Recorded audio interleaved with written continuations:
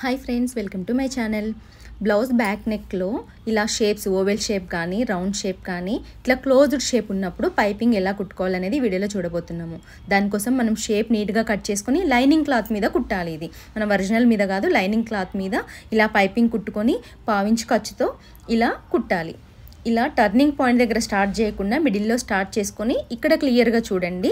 ఇలా first start చేసిన పీస్ని ఇటువైపుకి యాంటీ డైరెక్షన్లో మనం పెట్టుకోవాలి. ఇలా క్రాస్గా కొంచెం పెట్టుకుంటే రెండు నీట్గా జాయిన్ అయిపోతాయి అన్నమాట.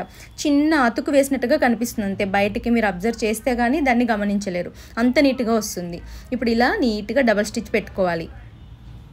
చూసారు కదా వీడియోలో ఏ విధంగా చూపిస్తున్నాను ఆ విధంగా లైనింగ్ని ఒరిజినల్ మీద పెట్టి స్టిచ్ పెట్టుకోవాలి. స్టిచ్ పెట్టి సెంటర్లో వేస్ట్ పీస్ కట్ చేసి ఇలా ఖర్చులు పెట్టుకొని ఇలా ఉల్టా తిప్పేసేయాలి. ఇలా ఉల్టా తిప్పేస్తే తర్వాత ఐరన్ చేశారంటే కనుక ఎంతో అందమైన పైపింగ్ మీకు హుక్